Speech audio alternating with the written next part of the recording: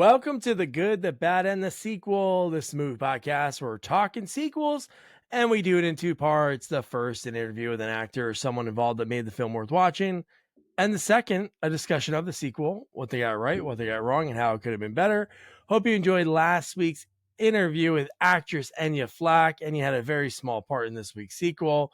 We talked about some really cool projects she worked on, the Roger Corman series, Black Scorpion, her journey from being more behind the scenes to a guy, a talent agent at a male modeling show, sees her, she's just working it, and it's like, hey, how about we talk? And then she's on Fresh Prince within like a few weeks.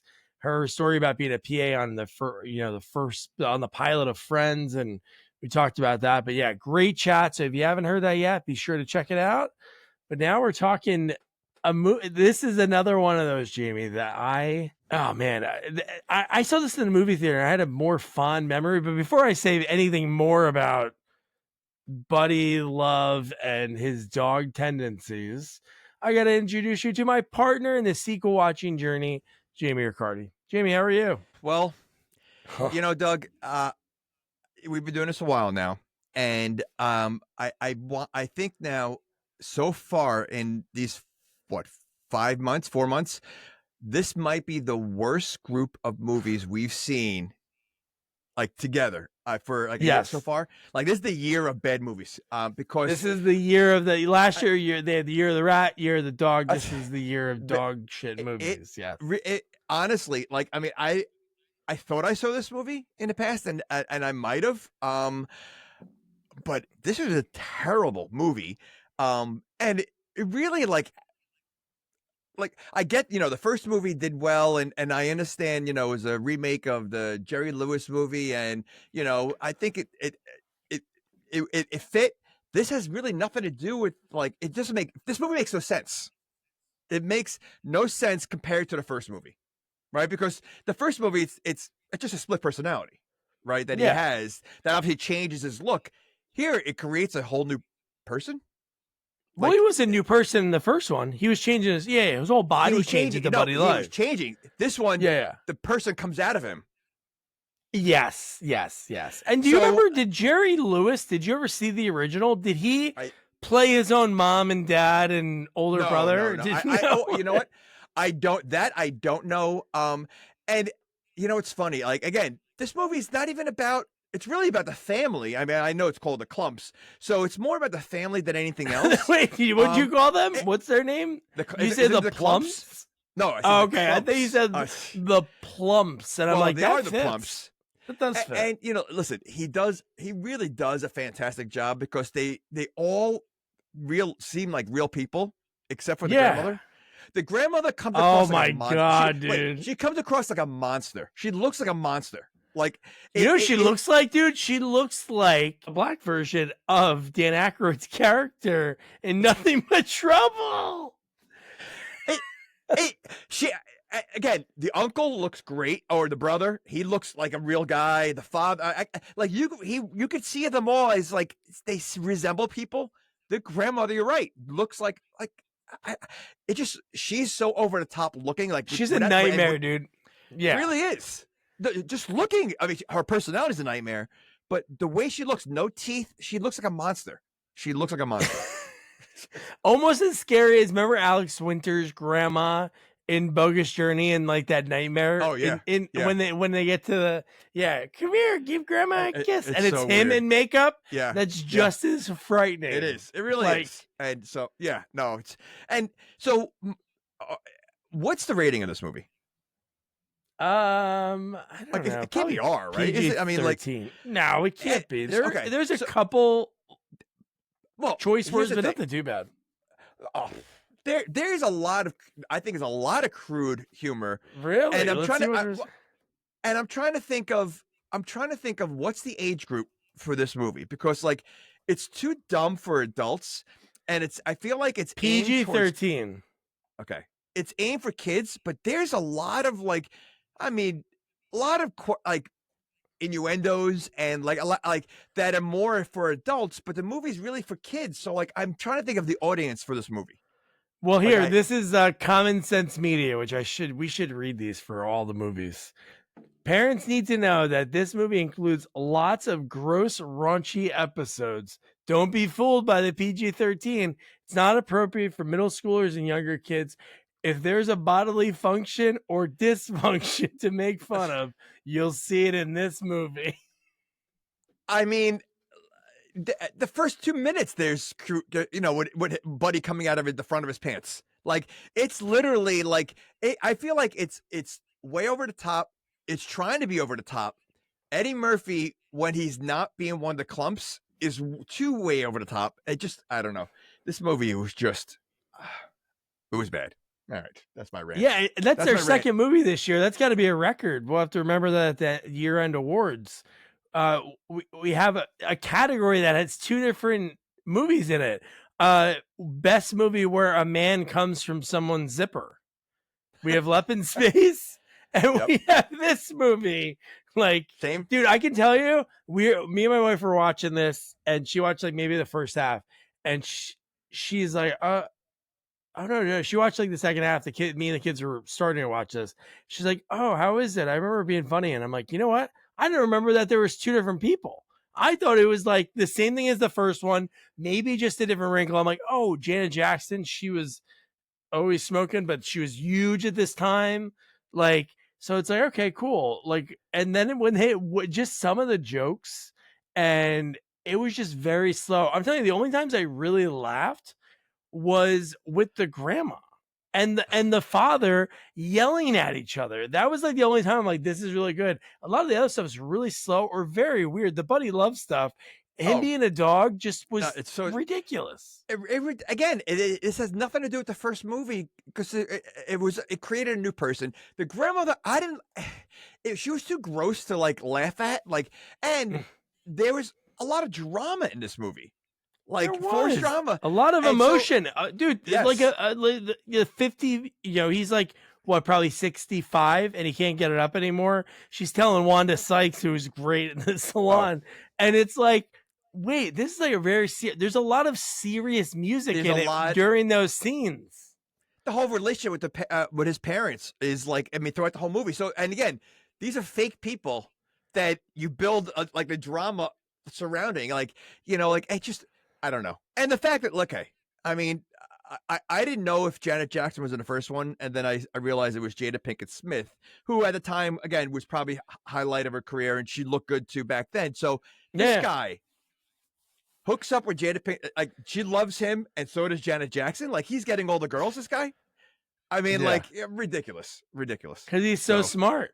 He's the smartest one. Oh, is he? Because he becomes Rocky. He does the reverse Rocky. He does Rocky 5. He turns into Rocky 5. Yeah, exactly. Yeah. I mean, and I really didn't laugh that much in this movie. The only scene I laughed at, and it was so dumb, and it made no sense, because you would think if you hire a mariachi band, they come with their own songs, but they were repeating what he was saying. So, which again, it was funny, but like, that made no sense, because a mariachi band would come with their own music. They're not going to repeat what you're saying when you're talking to a woman, And okay, since we're on, and it's funny, I don't have a lot of notes with this movie, because it was just like, I felt like it was all over the place. But how long? Like, first of all, were they even dating? I didn't think they were, because he never met the parents. Who's Rocky 5? You just said Rocky 5, and who's in it? The promoter from Rocky 5 is in this movie. But they acted like he just had he was hitting on her, like he really liked her, but they didn't really show that there was a relationship yet. They're getting married. He proposes, and she says yes. Like, that just because she doesn't want to take another job. That's what it was. Like, it was like he liked her, and he didn't know if she liked him. But when she's like, it was like the University of New Hampshire or something.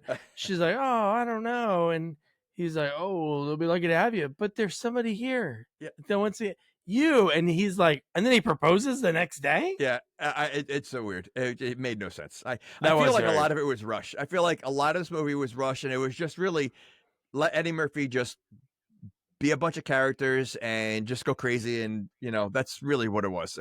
There was the plot. What is the plot? The plot is that Buddy escaped his body. That's the plot. Like, which again, they don't really explain, because the way it happens also doesn't make sense.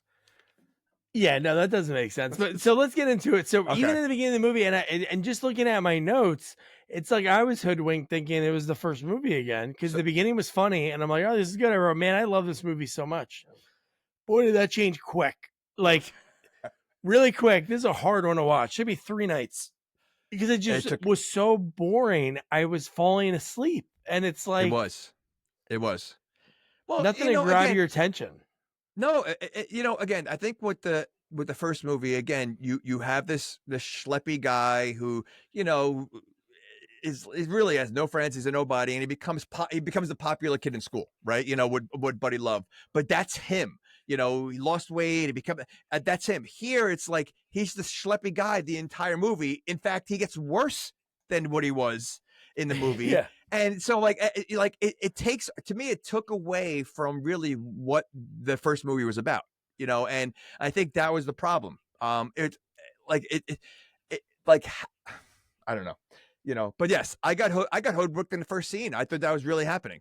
I didn't realize it was a dream at first, so I was is like, that where he comes out of the zipper? Is that in the first scene, or is that? That's the first scene. They were at the church. It is, right? Yeah, I was going to say, it got really weird really quick. Yeah. Like within 5 minutes, it got weird, so. Yeah. But yeah, then we find out when he's at the shrink, he's explaining the whole, like, oh yeah, Buddy sometimes can come out. I'm like, this is insanity. Like, he did this thing in the first movie to create this really cool, suave version of himself. And now it's like the thing's still alive and he's randomly talking and it's popping out. So what? I don't remember the first one. How did he stop Buddy Love in the first one? Nah, I forget.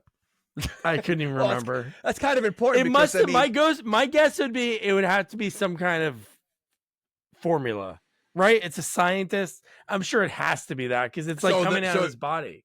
Okay, so then the formula is no longer working, and so now really the Buddy Love that's coming out before he changes is just a split personality that it's coming out of him, that he doesn't know what's going on. You talking about in the first movie?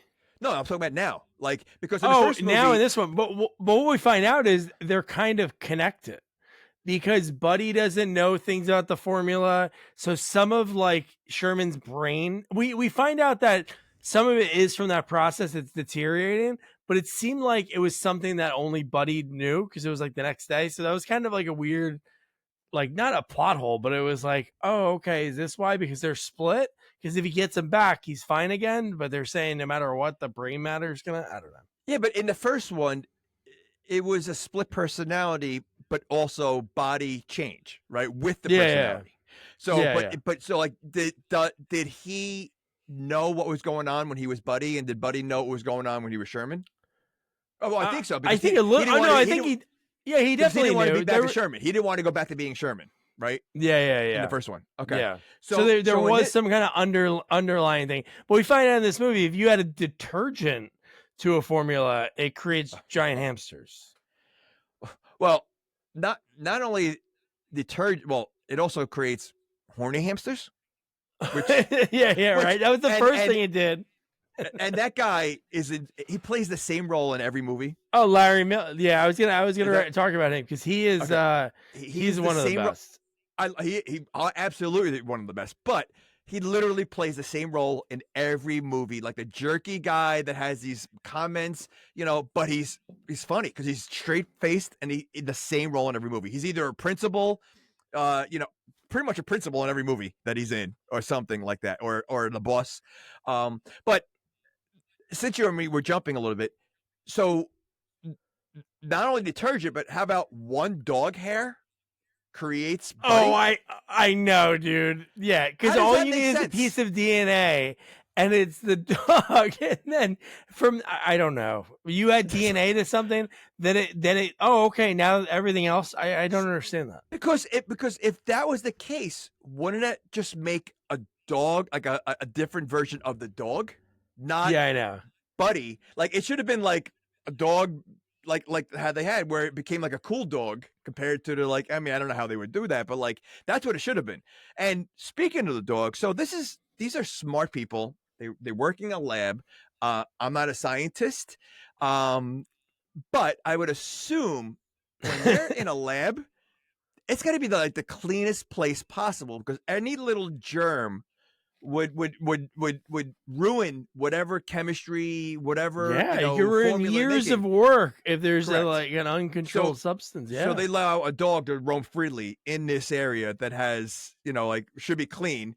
Plus, they're eating snacks in the area where they're doing all the experiments that he leaves in his pocket. So, like, it seems like it probably And they're laying mops against the wall, because that's what it is, right? The dog bumps into a mop. The mop, an uncovered beaker on the edge of a desk. Well, you had to know if there's a beaker there, it's like real scientist stuff, because that's what beakers are. Real Like, this is almost like beakers, those training videos at a job. Oh, here's what not to do in your science lab. Step 1, make sure you lock up the dog. 2, no snacks. 3, no mops. I mean, like, I feel like they broke every rule that should be done. There's places that you can't go because they dumped things years ago, and it's a super fun site, and it has a sign, no eating. You think you can eat above all that stuff? No, there's probably so much germs in there that, like, again, I would assume science labs have clean rooms where, like, the air is all like perfect. Like, everything has to be perfect in that room, so there's no germs whatsoever. Nothing can contaminate it. Nothing. And here it seems like there's complete contamination everywhere. Yeah. It's like, hey, what's that orange stuff floating in the air? What's the science? Oh, no. Johnson brought in Cheetos today. Which, again, he leaves snacks in his pocket. In his lab pocket. So he left open snacks. So, like, the next day, like, they're not gonna be stale. Like, he just leaves like they had to show that he's such a fat guy that he just has snacks everywhere. Yeah. Oh my God. Dude. Okay. And now Sherman, now he's leaving his shrink, right? And when he's leaving, he's like flirting with all the students and the girls, all the hot chicks, the fountain. And then he's like, Klump in charge.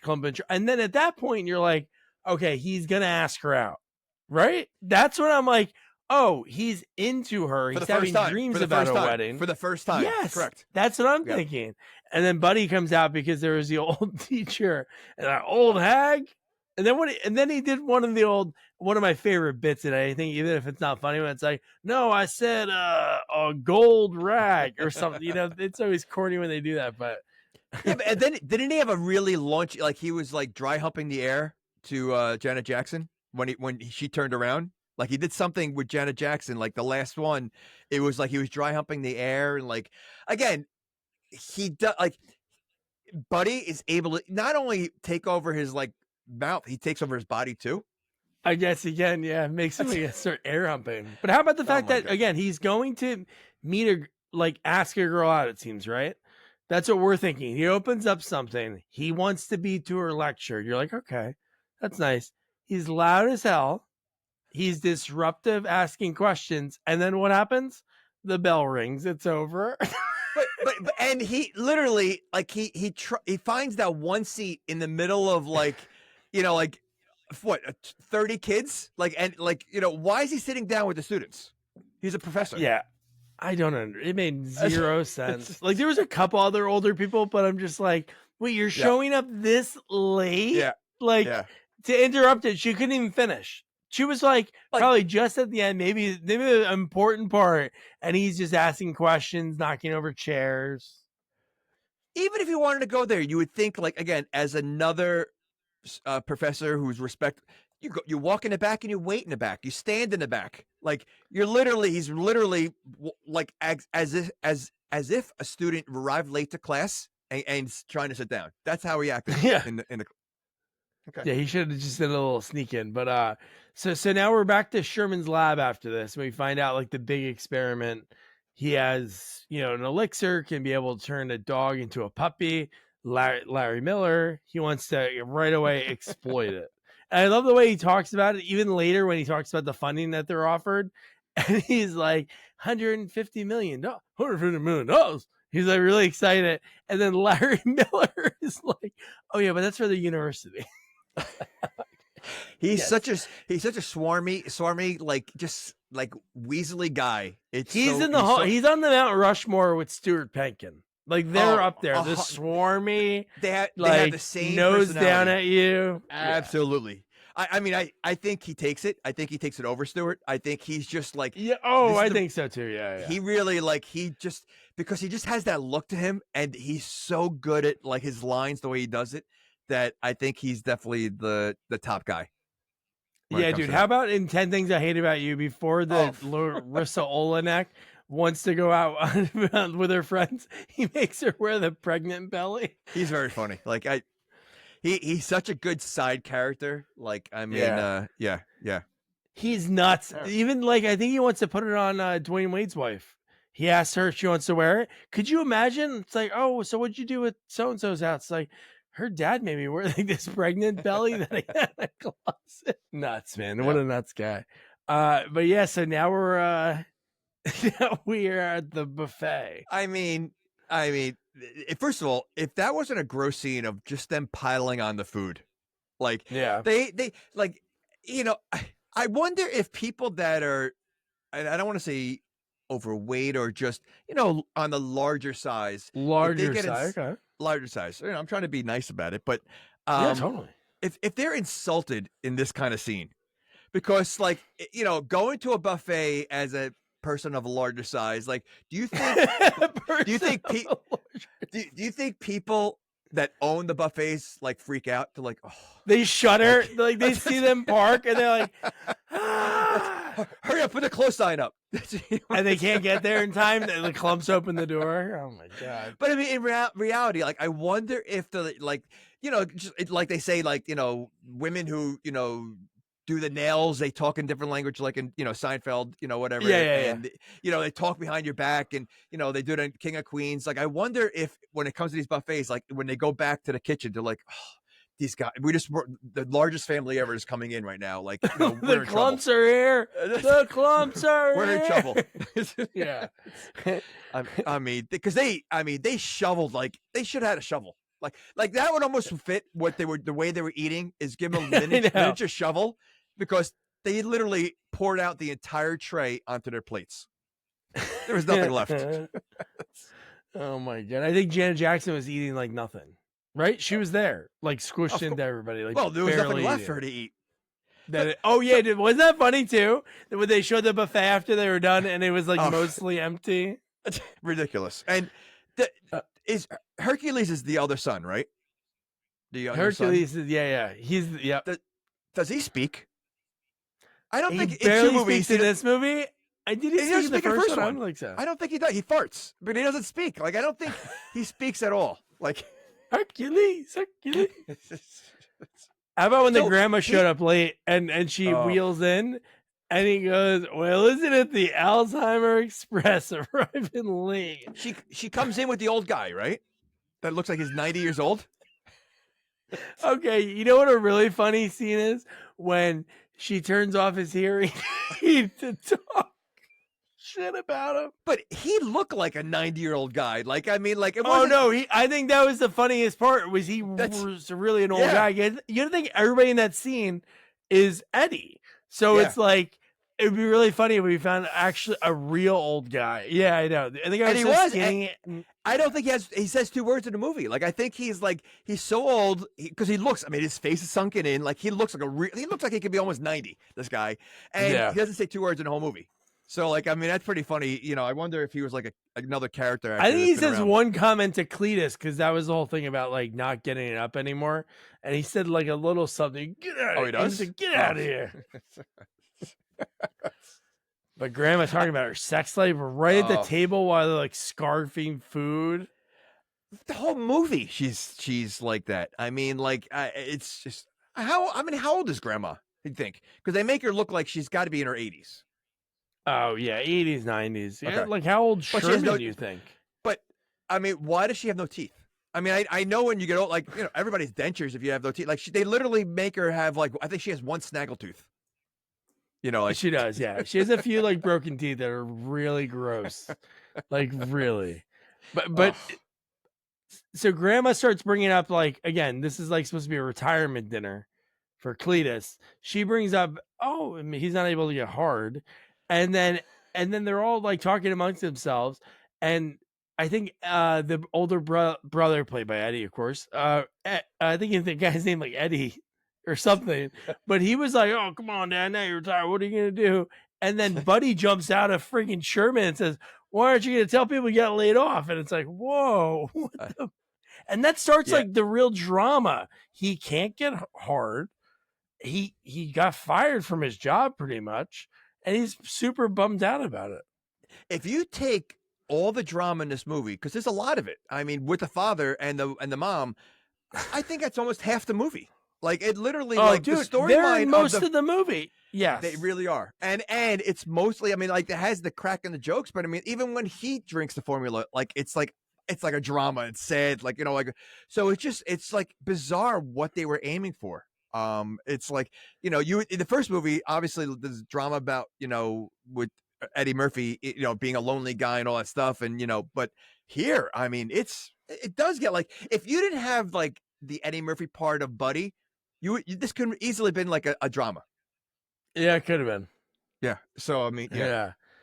No, there's definitely like way too much emotion, especially like even at this point, like learning about that. But then they have to cut in like a real serious joke because he starts choking, and then he farts, and it blows the birthday cake, burns the wall, and it's like those people are probably wait, I wish I would have. It almost burned the entire restaurant down. That was like a flamethrower. But there were people sitting there not moving. Like the extras weren't moving enough. They didn't move at all. I wrote that down. Like they were. And then just like this, like. So what came out of his mouth that the old man ate? Because something popped out of his mouth. Oh, when he was wasn't it like a shrimp? I think it was a shrimp. Oh yeah, the old man ate it, right? Yeah, he ate it. So because he was probably deaf, couldn't hear the thing fly or pay attention. And he's like, ooh, and he looks real happy. So wait, he couldn't hear it. He couldn't see it fly across the room. Like I mean, like maybe he did. He didn't probably hear that. And he probably can't see too good. He can't hear. Maybe the eyes are gone too. So let me ask you this: as a larger person, it's got to be very challenging to do like the Heimlich.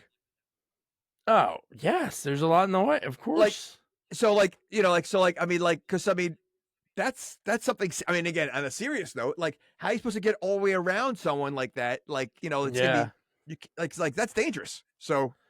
You probably you can't even really do the Heimlich. You just have to do the punch bang right on the or something like that. Or bang on. You can't reach around.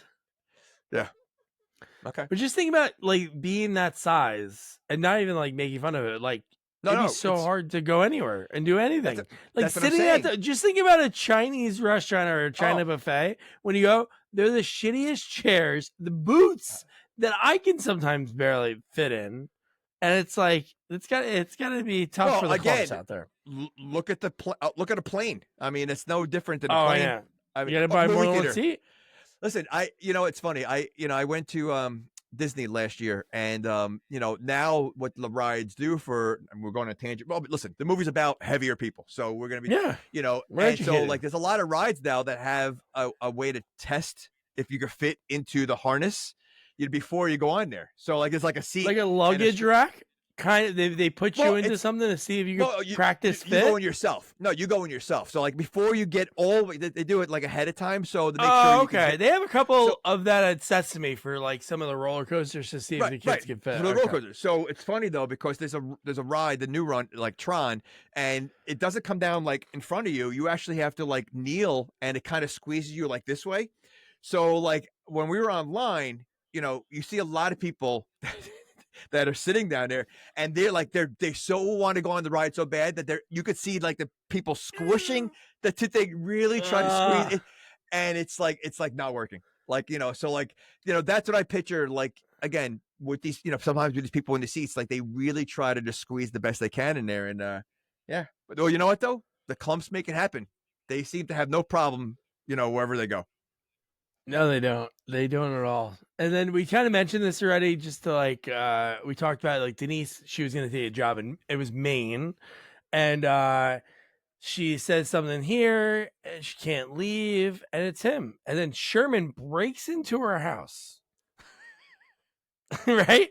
So they don't know each other that well because we kind of, It seemed Well, like they maybe that was have the to. first. He proposed to her, so I mean, like, unless they didn't like, I mean, the way Unless they they were made just it like look, really close friends and never made it official or but something. they didn't establish that at all. They literally No, I know. it made it look like that he just really liked her and she thought of him as a friend. That's what they made it look like. Yeah, So yeah, like she you're was right. So into him.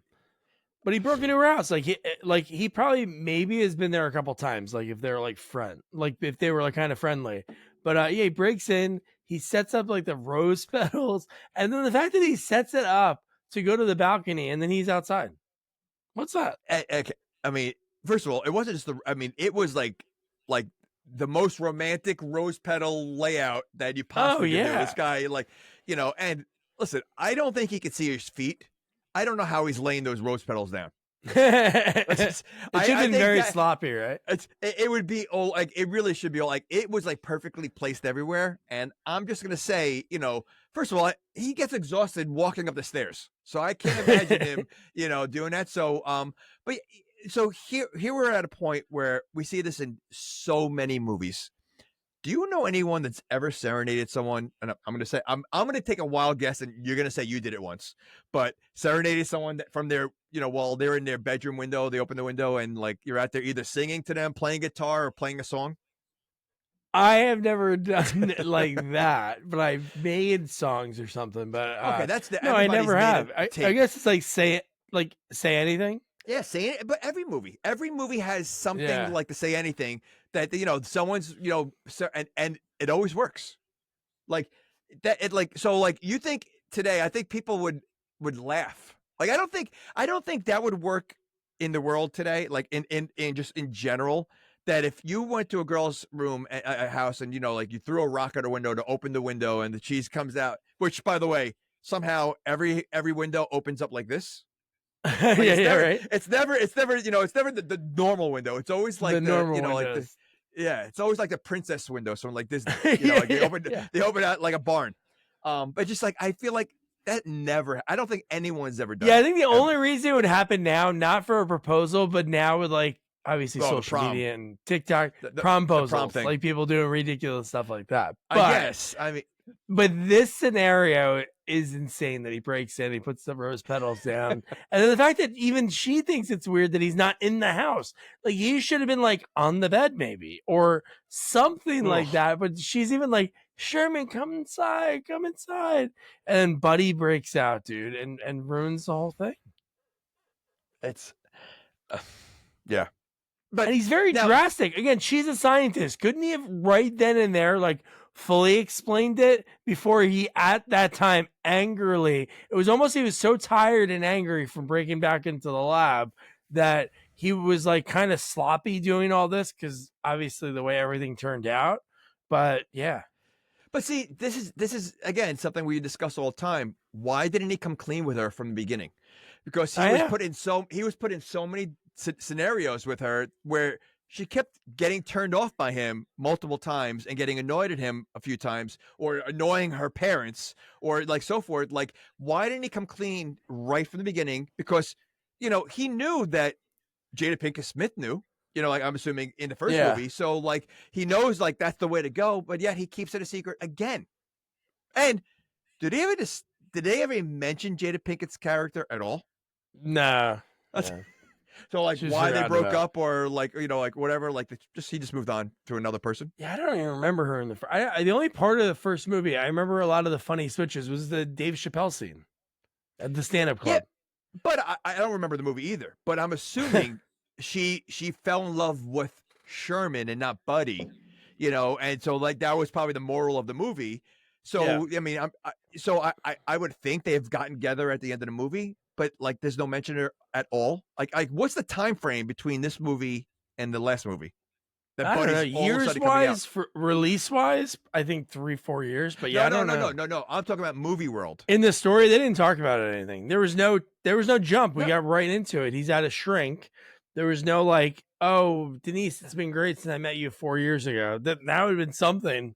But no, we don't know anything. We don't know what time, how far it is from the first. They should, instead of doing the stupid wedding that they did, like, because that really made no sense. What they should have done was maybe show like the last 2 minutes of the first movie and then showing them right away at the shrink, right? Like the buddy from the first movie messed him up a little bit, and now he's got to see a doctor because now he's struggling with this alter ego that he had or whatever. Because then that would explain like the distance, why is he going to shrink in the first place? Like they don't explain that. In this Well, movie. he said a little bit. The one thing he said, I think what I did, that's why I didn't know before, like what exactly was done, like to stop Buddy. But he said, I think it might be wearing off. That's what he said. But then at that point in my head, I'm like, he's a scientist. Do what you did last time. No, you have to do this new thing that they just started working on, like pulling genes out in order to. It was just very like, what are we doing?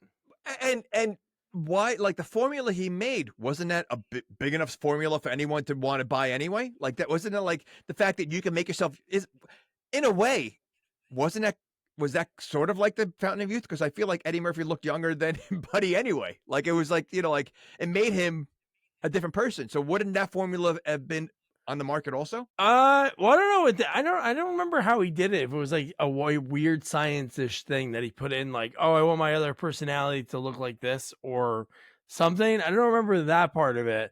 But it was like the obviously people want the Fountain of Youth, like the dog thing. This was like removing genes. So if, I think they mentioned like if somebody had like a cancer gene or something, they could pull it out. So somehow within again, unless this is something he had pre-planned for a while, he went to a lab late at night, angry.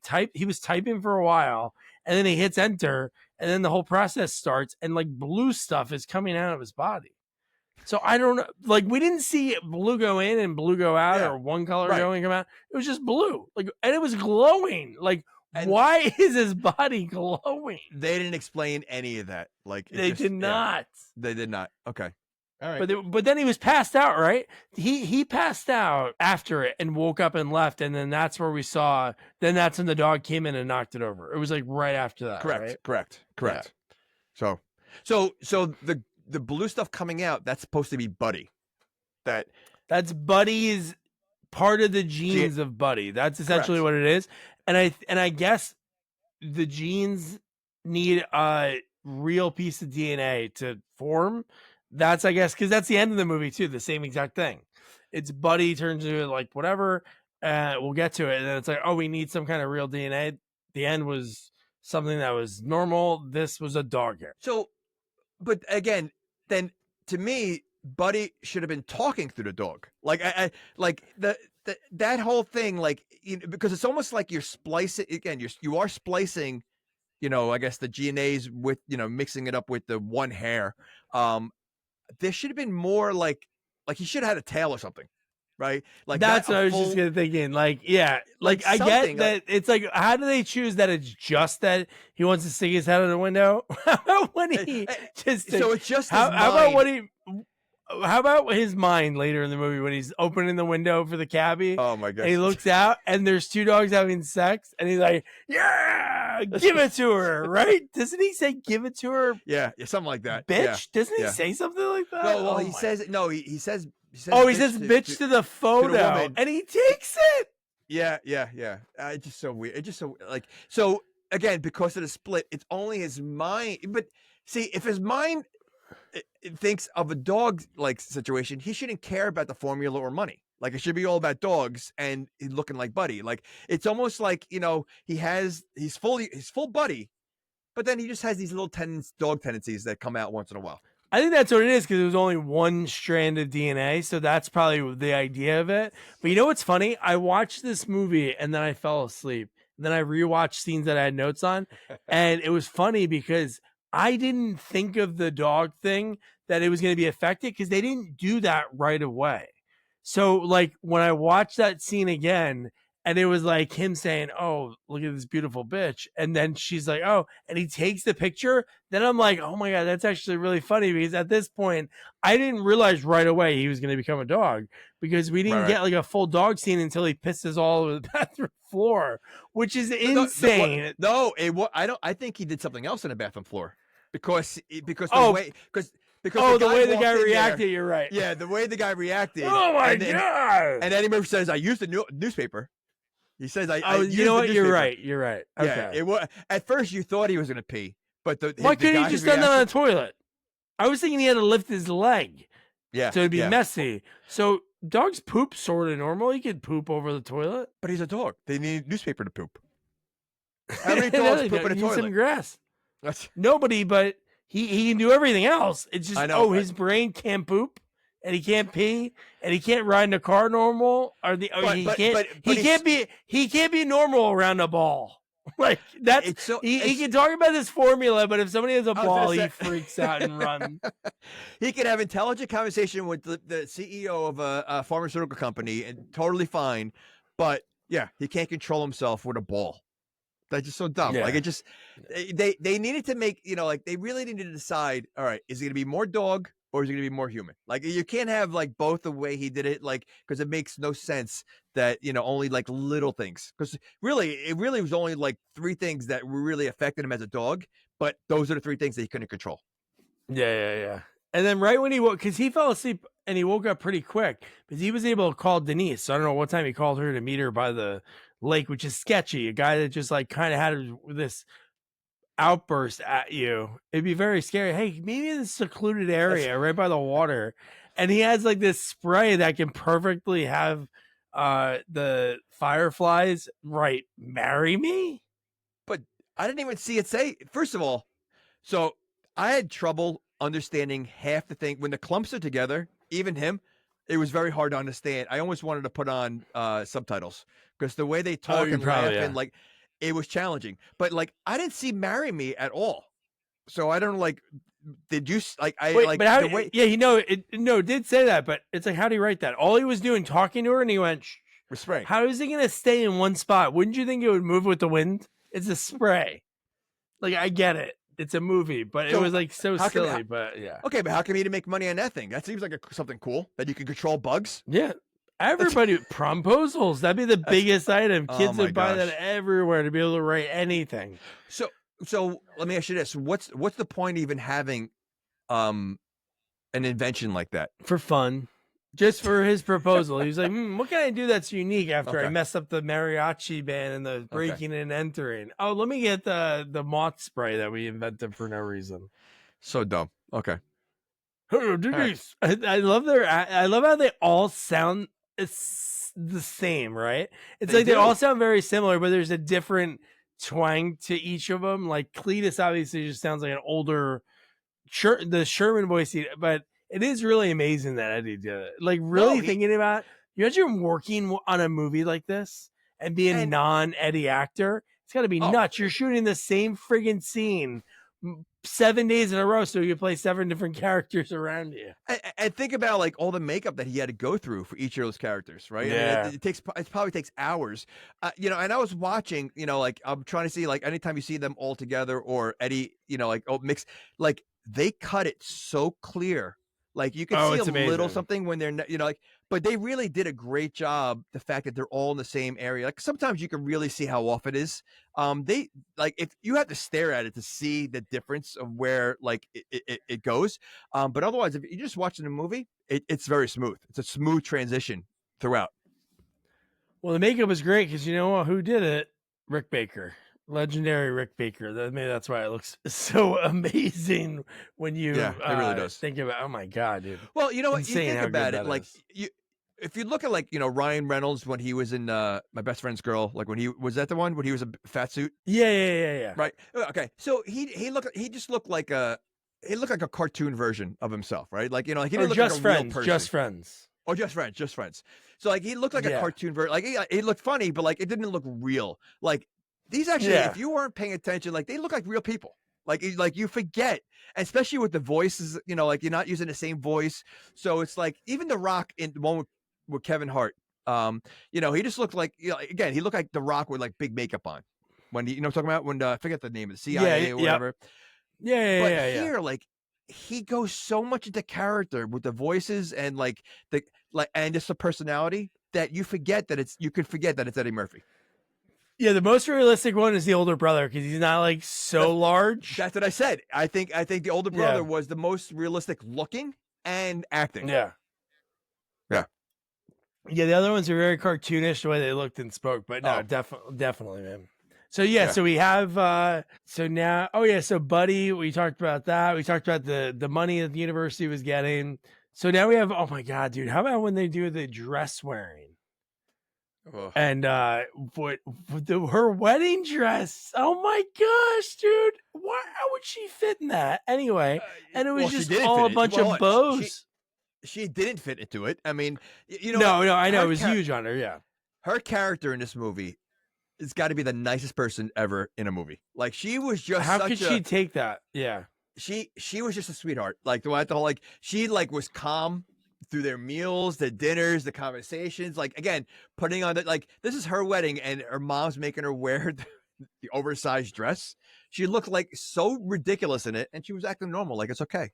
Like I'm okay with this. Yeah. Yeah. She had no, like, anybody that was on her side of the family, there was like no, not much introduction. Obviously, her parents in the one scene, but Yeah. how about like at her bachelorette party? She had like 3 friends that were like non people that Yeah. we haven't seen, but Yeah. all of them didn't speak. There was one girl that was like sitting next to her the whole time, but the whole dress scene when, again, I don't remember. Oh, I think I looked him up when I was watching the movie, but grandma obsessed with NBC's Stone Phillips. He was Stone Phillips. Was he like an anchor or something, or wasn't he something or Yeah, I something think he news was or? Stone Phillips, NBC. He was an American reporter. Is he even? He's not even a hunky looking guy. So I wonder why that's the bit. I wonder if Eddie has history with him or something. He must have done something like at that time to put his name out there. Dateline. He was the Dateline guy. Yeah, I thought so. For a while. Wow. Stone Phillips. Yeah, Like, but such yeah. an Oh, and he obscure was on name To to Catch use, a though. Predator. But Stone. he's the guy that does the Predator thing. He did 1 season of To Catch a Predator. He was the host for 13 episodes over a few years. But yeah, so she's obsessed with Stone Phillips. I think this is when she turns off the hearing aid on the guy to talk shit like right in front of him about him. Right.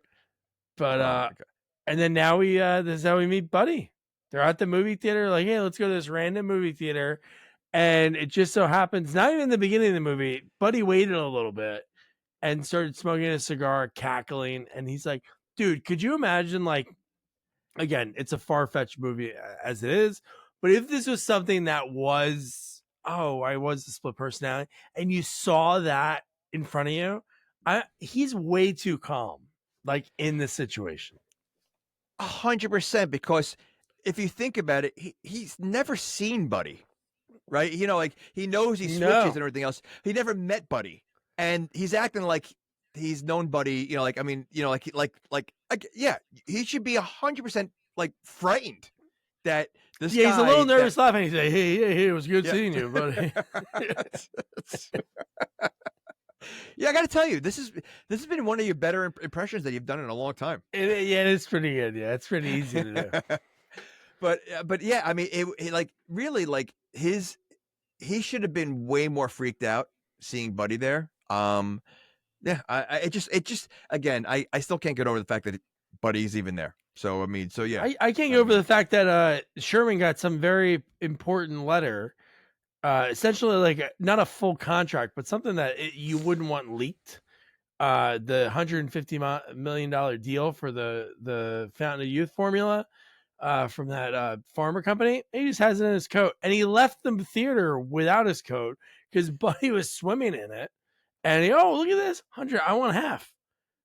And it was like, oh my God. Wouldn't you just be like, dude, I'll give you $1 million. Get away. I know Sherman's not getting that money, but just lie to him. Yeah. You'll be good. Once it's out there.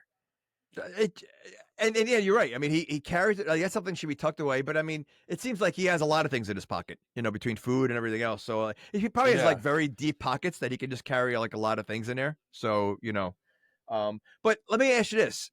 If by chance that, say, Buddy got hit by a car or like died, does Sherman feel it? Oh, I don't think he feels it. He won't be able to save himself. But see, that doesn't make sense. Going full dumb. But that's so okay. So in reality, the Buddy part is not only his alter ego, but his brains. It was like a part of his brain in a sense. That's what they were saying. Like, but it affects this part, your memory and your. But it's like more than just part of the brain. I mean, because he becomes an idiot. Like, you know, like, so like it just, so again, so Buddy is the smart part of Sherman and the young guy who's looking, that's all suave and everything else. Like, so what part is Sherman? Is Sherman Well, I don't the think it's Rocky not Five Sherman's part? not smart. It's like Sherman knows, like, even when he's teaching that class, he knows like 75% of the information. And it's like 25% is leaking. So I don't know if that's just because it's definitely because of Buddy not being No, there. But it's like, does Buddy have that other part? Because Buddy doesn't know shit either. I thought Buddy was going to start being able to talk to that woman like legitly when he went there for the meeting. I thought he was going to be able to say something. All it was, oh no, how about I only charge you 149 million? well, yeah, but that's the thing. So like, Buddy doesn't know anything. He just knows there's money involved, and he has no. But Sherman, literally, by the end of the movie, he becomes like De Niro in Awakenings, like he's like drooling. Yeah. Like Yeah. Oh, dude.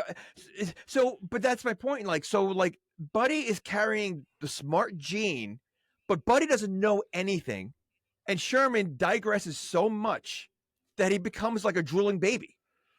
Like He does. like, so what part of, like, without Buddy, without that gene, Sherman is a drooling baby? Well, I think he is a genius. He created Buddy in the one movie, but before that, But he was a yeah, genius. he created Buddy, but with his own gene. That's his gene. That's the Buddy gene is inside him. Yeah, I know, but I think he added that to him. He was a genius, I think, before. Or was Buddy always in there? And the I don't formula. think if Buddy was, even though this movie is ridiculous as it is, do you think everybody has like a buddy or some buddy, a pal, a chum? I think they have that part of them that needs to get out, or like that. I think everybody has that in them, and I think okay, maybe I'm wrong, but I think that Buddy gene was always in him. The formula just enhanced that gene, ignited to it, make him. Yeah, so that's what I'm saying. Like, so because. Otherwise, he shouldn't have lost anything. If that was, because he was already a genius before. If you're saying that formula put the Buddy gene in him, he was already a genius before that was in there. So by Buddy leaving, he shouldn't have lost any of his geniusness. Yeah, no, that could be it. You know what I'm saying? So now that but him leaving and taking that gene that was always part of him, has part of his brain in there. That's like I'm saying. So like, what part of Sherman is actually Sherman? Because is he really just an idiot? And really, Buddy's the genius inside of Sherman when he's mixed together. It could be that, but Buddy doesn't know anything, and Sherman can't beat that dumb hamster. At first, you're like, "Oh, is this like a smart hamster?" And it's like, "Yeah, I lost to him 5 times in a row," and I'm like, "Oh my gosh, it's so ridiculous." Oh man, that hamster. Is nightmare fuel. Yeah, insane when we get to that. So now Sherman goes home, and Buddy trashed his house, but he didn't find the formula. So now Sherman's like, all right, can't keep it there because he put it in like this weird. The box that he opened made no sense. It was like super wide, and the formula went in the one side of it. I'm like, is it gonna leak? Like, he didn't put a cap on it, and even in the fridge, there was like right there. Was there a cap in it in the fridge? No. It was in the beaker or whatever, the bottle that he had. Not only that, the safest place he could think of is the refrigerator, where people are going to go there and eat and drink. His dad's fridge, like you couldn't find any other place to put it. How about bring it back to your lab? Well, he didn't want to leave it there because he thought Buddy was going to go there next. But why didn't he put it to his house? Because guess what? Buddy was already there, so he's going to think, oh, it's not here. Right? I put it in Janet Jackson's house. Oh, yeah, that's true. But the refrigerator, of all places, where again, his family seems like they eat everything in sight. Yeah, they're not looking at what's in there. They're just like, is it in the fridge? It's food. It's fair game. You accidentally put the dog in the fridge by accident. It's mine. They'll eat it. So it doesn't matter what's in the fridge. They're gonna consume it. So like that would, to me, that's probably the worst place he could put it. And that's where he's a genius. He didn't lose his memory yet. That's the smartest place he could think of. Yeah, bad move. And but it does work out for a good scene because I didn't remember that part of the movie. Because again, like you said, it's like, oh, this is cool, very enjoyable, and then it gets very sad and like depressing because even the woman that he's talking to, it's like a very sad, like kind of scenario. But so we already kind of talked about this, but Wanda Sykes, really cool that she's in this movie, because even though at this point she's already in a bunch of stuff, it was still just a funny scene. And again, the grandma is talking about his noodle not being able to get hard, and who walks in? Why does the grandmother know so much about that? Because the mom probably confides in her and tells her everything, and thinking grandma's not gonna. I bet you the grandmother has like video cameras in there. She seems, yeah, I could see. She seems like that type that she would watch. That's. I don't think the mom's sharing. Oh wait, the mom does. She shares her Wanda. She shares her Wanda, right? The mom. She does. Yeah. She kind of. Yeah, it comes out of her mouth. Right, when he walks in. So yeah, it bums him out. But the fact that right from there he goes there and he gets the formula right away. Like he knows, like, oh, this must be something important. He doesn't even know what it is, right? He doesn't. Well, Sherman's hiding it in there. He's depressed. So what do the people say? The depressed eat. When you're depressed, you eat, and so he's gonna eat whatever's in the fridge. I just don't understand. Like Eddie Murphy is such a different person compared to, fat Eddie Murphy or large Eddie Murphy. The father, when he gets younger, he's still bald. Well, he doesn't go full young. It seems like he only knocks off because he didn't drink enough. It didn't last. Yeah, you have to drink more and more. Well, the last thing has nothing to do with it. I get it didn't last, but like I would assume, like when he get younger, he would have hair. Like he'd get young enough to have hair. Like he looked like the same guy, just like thinner. Yeah. He looked like Bozo the Clown. He looked like Bozo the Clown. If he had Bozo hair. He definitely did. But and then at the same time now, so he drinks the formula. He gets younger. He goes out dancing, and then at the same time, that's when Sherman is meeting. Two great. I can't think of the mom from Wayne's brother show, but she's the mom in this. Yeah. She barely has any lines. Remember how smart they are? Oh yeah, they're scientists, and she's like, "It's okay. You can explain to me like I'm a dummy or something, or like a kindergartner." And he can't get words out. And then at the same time, his zipper was undone, so he zipped the tablecloth to his pants. Like he's already full. Like he's gone already. And this hasn't been long. A day? And doesn't he talk about the mom's chest? He makes a comment. He says something about them being big, and like it was a whole, like it was just a weird. Yeah, I mean, and she told him his fly was up or down before he sat down. So how did so he started zipping it before he sat down. So how did he get the tablecloth stuck in it? Well, that's a long zipper. It takes a few minutes to be able to do that zipper. Okay. And he doesn't do it blind. He can't see it. He's looking down. He's seeing a belly in the way. And listen, and he was fiddling down there for a while. So he's that dumb that he can't do it either. Like, so yeah. Okay. Well, he's full dumb. He doesn't know math, like simple math problems in like a few scenes. He can't do anything. So clearly Janet Jackson saw that he's struggling. So she immediately should have said, "Hey, you know what, Sherman, you don't look right. Let's take a walk or get out of here. Like, don't bury yourself. Don't bury yourself even more than what you're already doing." But she stayed quiet the whole time. The fact that he zippered that in at that same time to be able to just pull it up and then everything goes on the ground. Think about your daughter, your like someone like Sherman coming home. Meet you for the first time. Oh my god, he zippers his pants luckily we don't have tablecloths, but and the way he's talking, would you like I can't because you can see his face. Was that Ernie Hudson? Yeah. No, that was Ernie Hudson? No, it was the guy from Only in America from you're right. Rocky V. Yeah, you're right. So imagine like he looked like angry. Like I can't imagine like this is the one you're gonna marry. Like this is a smart guy at the university. Yeah, this is that really smart guy he told us about. Yeah, there's gonna be a long talk with my daughter. If that was. And then did he even after this episode? I don't even think he fully comes clean yet, right? I feel like it's another thing that happens that he finally talks to her about it. Why is he waiting so long? Like he clearly is making a fool of himself, yet he's still trying to.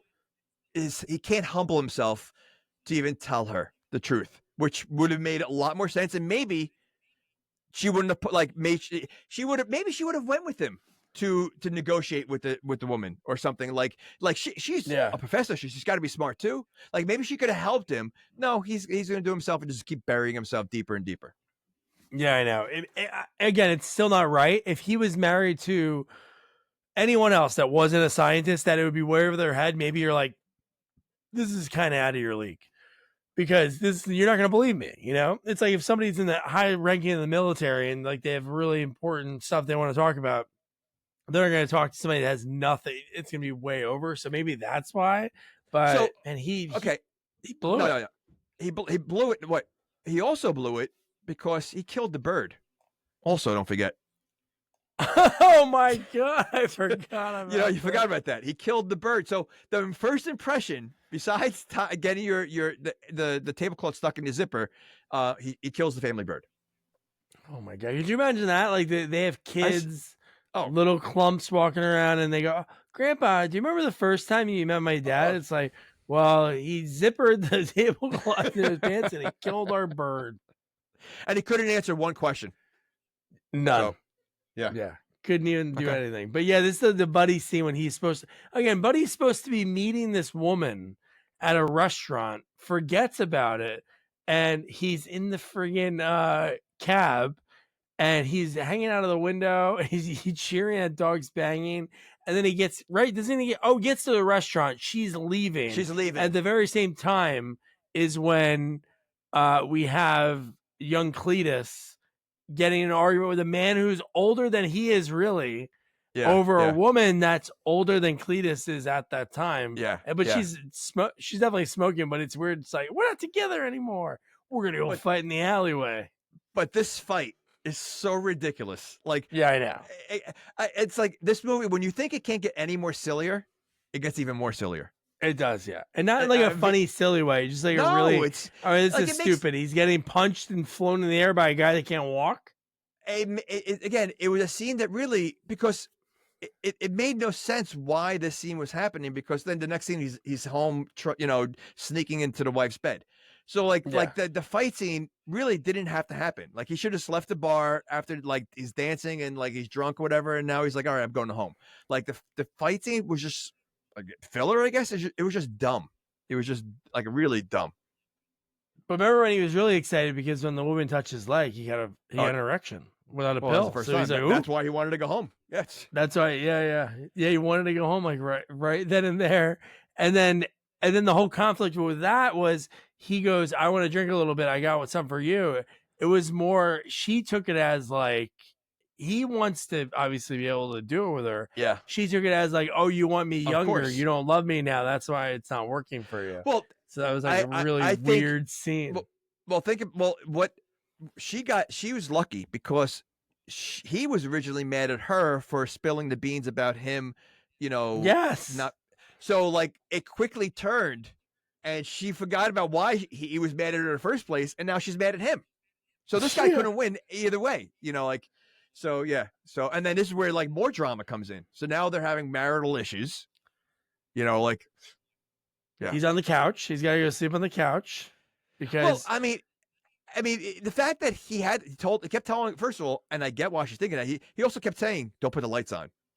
Here, take a formula so you look younger. Don't put the lights on. True, yeah, don't put the lights on. And then when she turned them on, it was like you see like somebody that's not who you're expecting. Of course. What would you be thinking? Like he obviously not the same size. He's gonna feel different. He's like, how about tell her before you go in there and like she freaks out like that? Like did he think that she's not gonna notice that he's like 50 pounds lighter?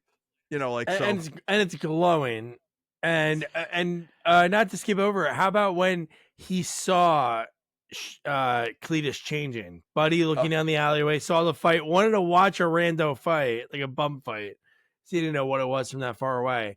He sees him changing. Oh, it's at the father's house. So then he's like, oh, I know where to go to get it. But the drink glowing and oh my God. But when he sneaks in the house, dude, that whole scene is insane.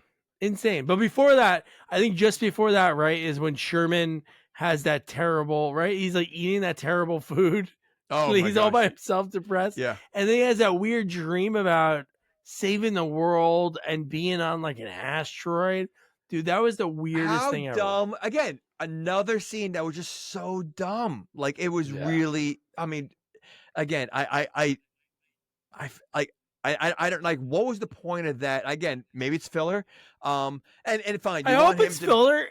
Guys, listen, if you haven't seen this movie, if you thought, there's no way Cletus is dressed as Obi-Wan Kenobi. Oh, yeah, well, you know what? He is. Cletus is Obi-Wan freaking Kenobi in this movie. And it just, and then what's his advice?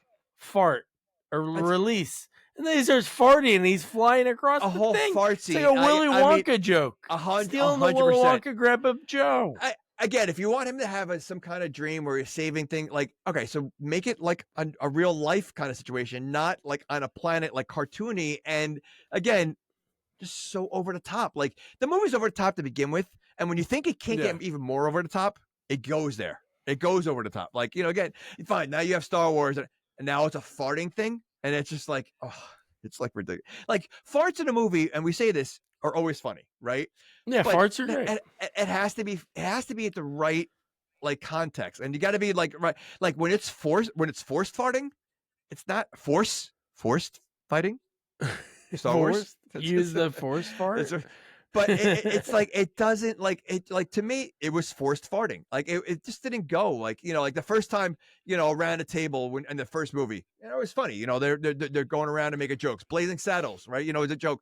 Like when you have the Caddyshack, was it Caddyshack 2 when he jumps over, the horse jumps over and the horse farts? Yeah, like jumps over the in Caddyshack 2? I don't. You don't remember? Yeah, no. What's his name? Was Randy Quaid? No, Jackie Mason was riding the horse, and when he jumped over the guy, oh in the water, yeah, okay. The horse farts and laughs. Like, when he was meeting with, when he was meeting, what's his name? Yeah. No, but he was riding. He was hitting on the what's her name, the actress, whatever. But anyway, like farts are funny when they're not like it just when it just happens. Like here, it was a forced fart, and it made no sense.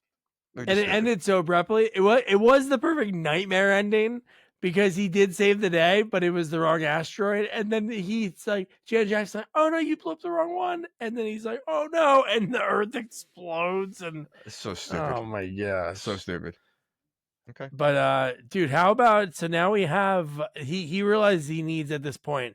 He thinks I need Buddy Love back. Like he's thinking, oh, there's parts of me missing from Buddy. But now we have the bachelorette party. How about the gift that Granny got her? Could you, again, if this was real, could you imagine that? Like your, soon to be family is buying you cutout nipple, like leather outfit? Like insane. Well, I don't know if she bought it or if that's just like something she had owned and just gave it to her. Well, we saw her boobs later. Oh my God, dude. Those things are like, she's tripping on them. Oh my gosh. I mean, yeah. I mean, that whole scene was so gross. The saliva and everything. Like but I mean, like, so yeah. So my guess is Granny owned that when she was thinner and decided to give it to her. But yeah, how weird. And again, Janet Jackson being the trooper she was, as like the best possible girlfriend for anybody, was like, oh, thank you, like acting normal. Oh, this like, is great. Like this is normal. Like she laughed about it or whatever. Like, yeah, ridiculous. And at the same time, Buddy sneaks in. He's going through everything. Granny's pissed because the stripper's not there on time. She's on the phone with him, and she was like, "You ain't no firefighter." When she catches him, because she hangs up on the people. She's like, "Oh no, I think they're here." And it's like, "Oh, I wasn't gonna be a firefighter. I want to be a cat burglar." Why are they called cat burglars?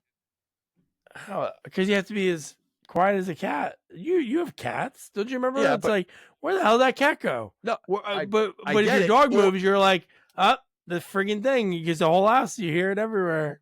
I don't think that do you think I'm thinking like maybe the first thief of time stole a cat. Cat burglar origin. The current term originated in 1907. It was to describe Arthur Edward Young, a burglar known for his climbing skills who operated in the London suburb of so it's based on a real person. Oh, that's awesome. Okay. Wow.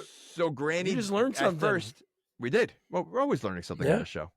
I love it. But Granny thought he was the stripper at first, but then realized first of all, why couldn't Buddy just get away from her? This is I an old know, lady. dude. Like he multiple times, like when she confronts him, he acts like he can't get away. He's First of all, frozen. The garage. He's frozen when the garage doors is open, and she's just there with her boobs hanging like real low. But he takes it. Like, how about like he could probably push her over and she would fall over. She's in a wheelchair most of the movie, right? So it's kind of like a Medusa scenario. Like he doesn't turn to stone, but he turns into like quicksand. He cannot move. Well, something tells me that when Granny has to move, like she sees her prey, she could probably move. So like it'd be funny to see him try to run and Granny runs after her and him and like that would be funny. Like, chase him down, rips him back, pulls him back. Yeah, like that. Like here, but like here, like when she takes her clothes off, and then like again, she looks free. Like the whole face, it looks freaky. Like it's the only one that Eddie Murphy does that doesn't look like a real person. She really doesn't. She looks like someone that's been mummified for a while, and like but when she's like licking her lips and dude, like, I just read that and my stomach turned. I wrote licking the strawberry. Oh my gosh! The extra saliva they have. I know, dude, it's disgusting. Like so disgusting. At the same time, the real firefighter, the real stripper shows up dancing to the thong song, which is like the hit of this time. Like it's so funny. Some of these movies that's why I did love Eddie Murphy movies. I like a lot of those movies at that time that had black actors in it. They always had the best soundtracks. Rush Hour. Like I remember going out of my way to be like, man, I gotta get the Nutty Professor, the other one, Dr. Dolittle. It had like every hit song. Like dude, everything was in that movie. I had Boomerang when he made Boomerang. I had that out at CD. I'm telling you, I had all those. Yeah, Mo Money. Yeah, dude. Always good movie. Always good music. It's not like that anymore. So no, but yeah. So I mean, like, and like, it was. I mean, she does like she goes at it like she puts her tongue down his throat. I mean, like but he does throw up right afterwards, which was pretty funny. So, but it was a cool effect to see them that face like that close and interact that close. Like the other ones, they seem like they're like master shots. This is like a close up, and they were like face to face. So that was pretty neat. But dude, how about the next scene when now it's like, all right, this is his big day, his presentation. It's for some reason live on TV. I never knew of that. It's like we were watching Shark Tank before Shark Tank, but $150 million on the line. You think this would be behind closed doors? Because you know what? Couldn't somebody watch that and be like, oh, write that down? Of course. Okay. Because just slightly change it when they see a freaking hamster get huge? 100%. I mean, or if it didn't work, they're like, all right, I can see what he did wrong. We're going to come back and have, like, absolutely. And the hamster getting huge, who's not going to want that one? Then now we're going to create, like, that's something, that's almost even better, like another cool creatures in the wars. Hey, let's throw a bunch of giant hamsters out there in Middle East.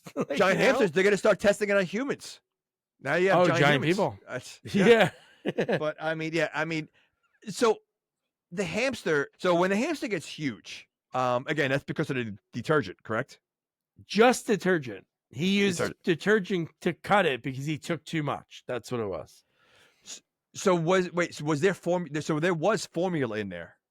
It was just mixed with detergent? It was formula cut with detergent because what he did was because he took most of it and he was like, oh, there's like none left. So he did the old like water in the vodka. But the formula is pretty clear. It's like fruit punch. Yet detergent is pretty thick. It is. Like wouldn't have been like should have been easy to notice when it's pouring out like syrup. Of course. It would have been like oil in vinegar, right? And water, right? Yeah. Like you would have seen clumps of that, like it wouldn't be smooth like that. It would come out like it would drop like a blob coming out. Yeah. It wouldn't be, so okay. All right. Oh my god! But how about the mom? I guess this is what moms do. Sherman looks just like Billy D. Williams. You know what? The Billy D. Williams two Star Wars references in this movie. But Billy D. Williams is such a trope in a lot of movies. It's always like either a picture of him or something like he must have been like like so funny. Like I think I can name guy. one. Yeah, but what else was he in besides Star Wars? Well, he was Colt 45. He was the ad for Colt 45. Like that was like a big ad campaign back in the day. But I couldn't tell you another besides that one with our not really friend, but I wish we could have got him one day. Bobby Carradine. They're in like that Cannon movie together, like the buddy cop movie. If you haven't seen it, what wasn't he in? Was he in Nighthawks with Stallone? Was he in Nighthawks? He might have been. I haven't seen that in a long time. I haven't either. Rucker Howard plays the bad guy, but I want to say maybe Billy D. Williams might be in there. Okay, no, he's definitely in a lot of stuff, but he's more of like there's more of like that joke because of Colt 45 and being he's a suave guy. Yeah, but so now, oh my god, how about the hamster? Oh my god, I forgot about this too, dude. The hamster shooting its turds like bullets. Oh my gosh. And it shits a cop, and the cop catches it, and then slow-mo jumps backwards. See, okay, so I mean, it's so stupid, but like, it would have been better if it like burst onto the cop and like spread him, like yes, it was like beans, like it was like shooting beans out of his butt. That's what it seemed like. Like it would have been funnier, I think, a funnier gag if it was like splattered all over him. Like that would have been funnier. Yeah, but no, just for him to get hit, and then Larry Miller's getting banged by the hamster. Oh my gosh. Yeah. Which, I mean, later on he's kind of into it, and So okay, but how did that happen? Because he's wearing pants. It's not like the hamster pulled his pants down, because even after the next scene, he's still wearing his pants. So how did that happen? Because the back of his shirt had scratch marks on it. Like it did, jacket. yeah. Maybe they're just humping him. Maybe they just know you're just humping him. And okay. So if that really, let's just say it's possible that there could be a giant hamster, and that happens. Now this is live TV right now, and it is. Yeah. He basically got taken advantage by a hamster in front of everybody. Would you show your face like for a while? Like I don't know if I would be. Wouldn't they shut the feed? Okay, this is getting crazy here. Giant hamster, let's turn it off. It's funny. There's a Black Mirror episode that's eerily familiar. I think it's like the third episode. God, if the guy watched that and wrote Black Mirror because of it, that'd be amazing. Well, it was a politician or something, like he was being blackmailed or something, and in order for something, he had to have sex with a pig live on air, and he does. And people are watching it. Like I didn't like. I heard about it, and I feel like I didn't know my ex-wife was on the Black Mirror show. Whoa! Yikes! I don't have an ex-wife. But yeah, so I mean, but if that happened to you, like I don't know if I would be able to, like, go to work. At least not the next day. Yeah, you can't show your face. And if they made it seem like he was really taking full advantage of him, was he walking funny after it? I was going to say no.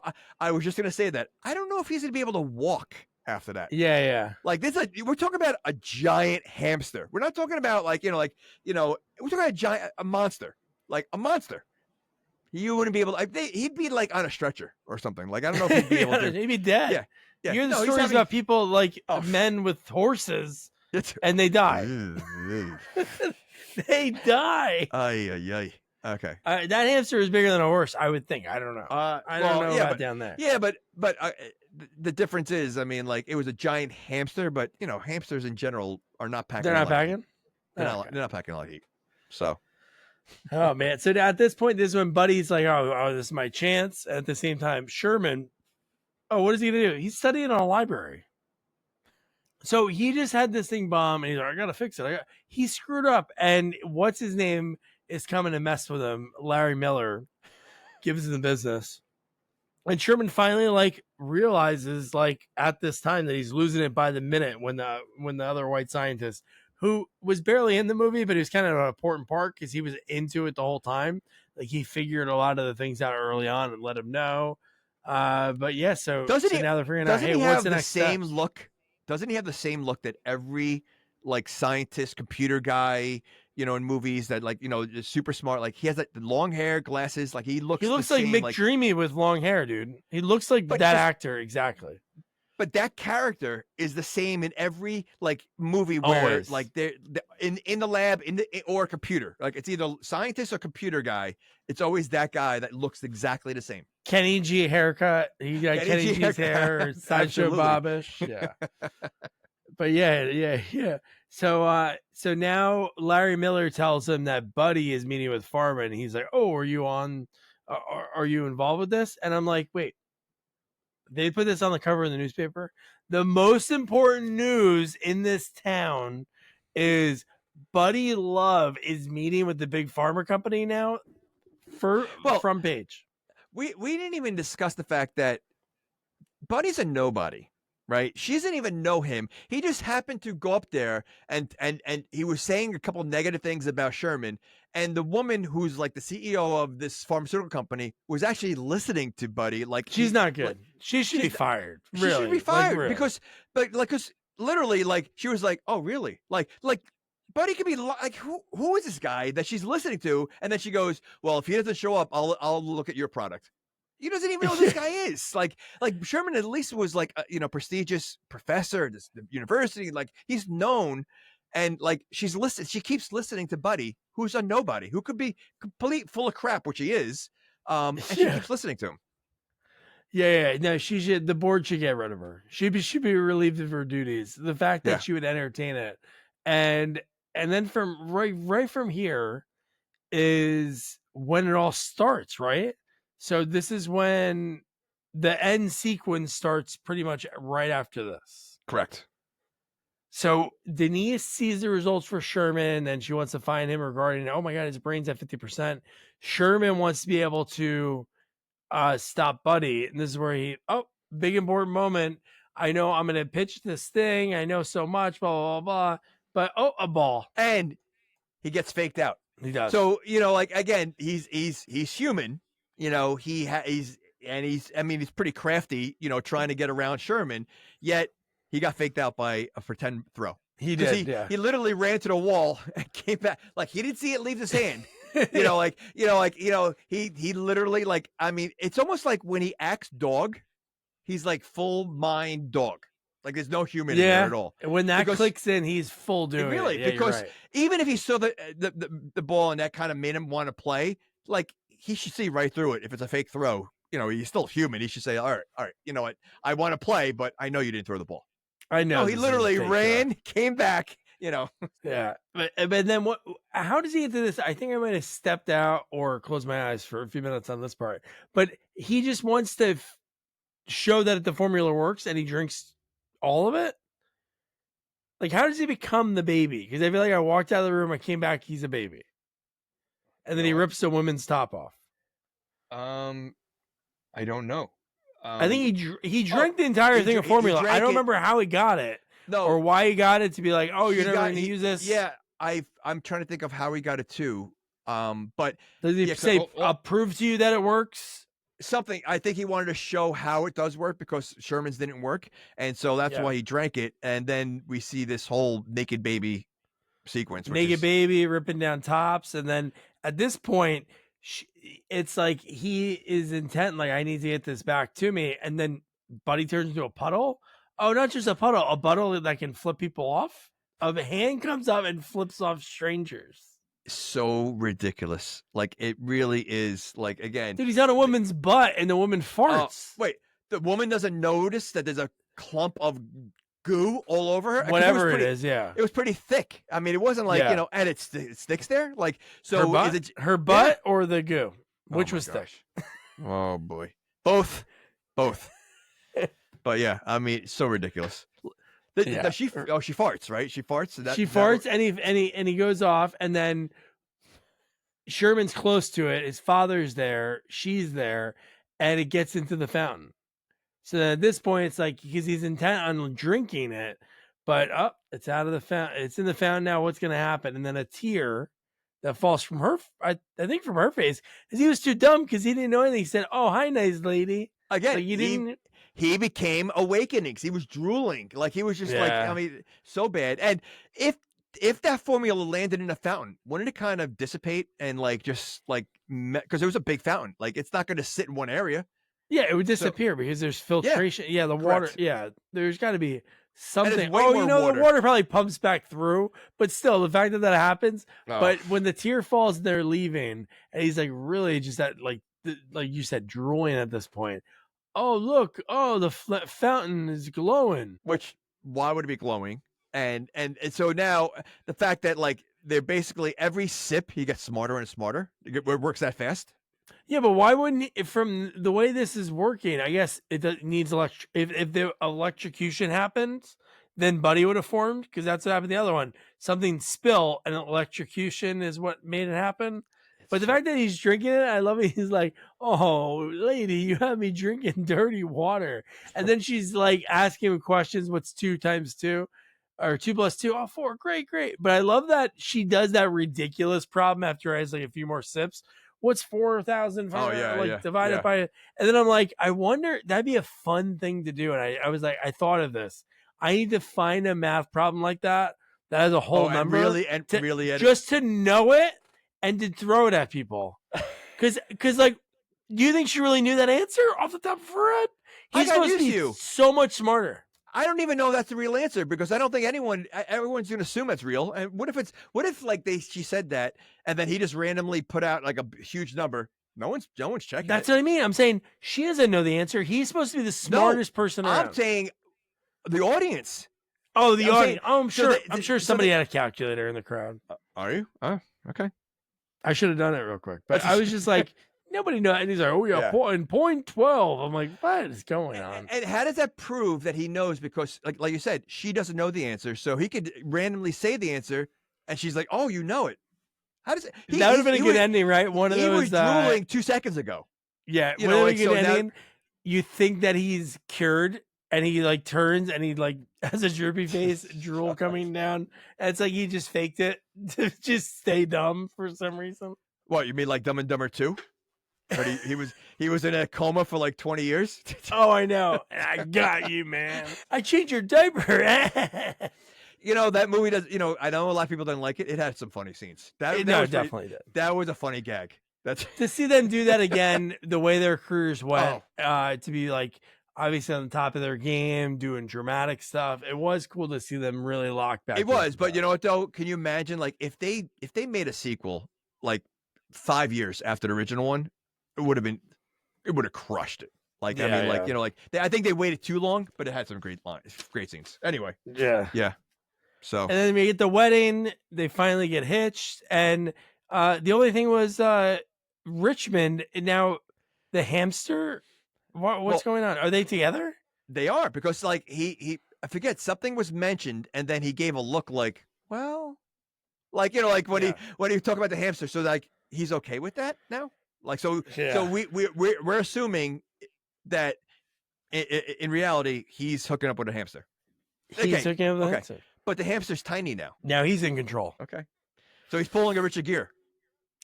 That's great. God, that's amazing. What a story. That was not even a thing, but yeah. So that was Nutty Professor II, the Klumps. Jamie, if they were to make another Klump.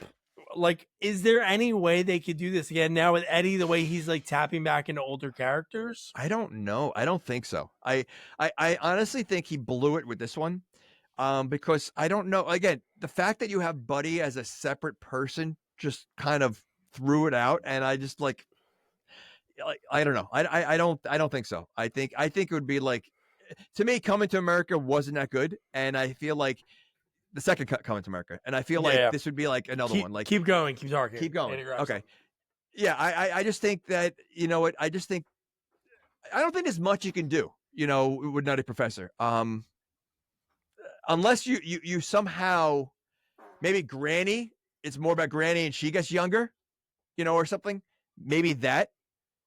But I don't think with Eddie Murphy. If you come back as like a bigger person than yourself, or some kind of I thought you were gonna come back with like a fashion. Could you imagine that if I was dressed like Granny? That's no. The door popped open a little bit. I didn't grab it, but no. I don't know how they could do it right. It just seems like sequels always have to like up the ante or change something. But the first one is just that perfect formula of like switching back and forth. oh, this is really cool, even though it's all Eddie and most of the Yeah. scenes. It's like this perfect formula. I'm telling you, just when they split by, it was just too much drama. So if they made another one, it would have to be just straight funny. We don't need anything else. Yeah, Like but I don't think just they can, because I think anything that's like it will be like ripping off the first movie again, you oh know. no, I know, yeah. So I think with this formula, the only other difference maybe is maybe have, you know, a formula that changes a guy into a girl or something like that, or like a Oh, girl to a guy, something like that. Maybe, you know, it's something different like Eddie Murphy. I don't know. I just think it's like it's I think this should have been like a one and done kind of thing. I think it was just an excuse for Eddie Murphy just to throw in some more, you know, characters and just have fun with it. But yeah, I would not recommend this movie. It wasn't good. Watch the first one. I almost feel like this one like tarnishes the first one. Like I would stay away from this one and just watch the first one. yeah, no, I agree. Yeah, not cool, but hopefully, our fortune is better after this. So our next chat is with director, producer, screenwriter, and all around funny guy, Alex Zam. Alex is awesome. If you're watching this well, obviously if you're watching it. After I talked with him, told him how much my daughter loved Woody Woodpecker, a movie that he did that came out in like 2017, 2018. That was absolutely hilarious. The CG was great. He sent autographed things. Jingle All the Way 2, said keep on jingling, and then one to my daughter because she enjoyed the Little Rascals sequel that came out that he did. So a lot of fun talking about his career, his journey.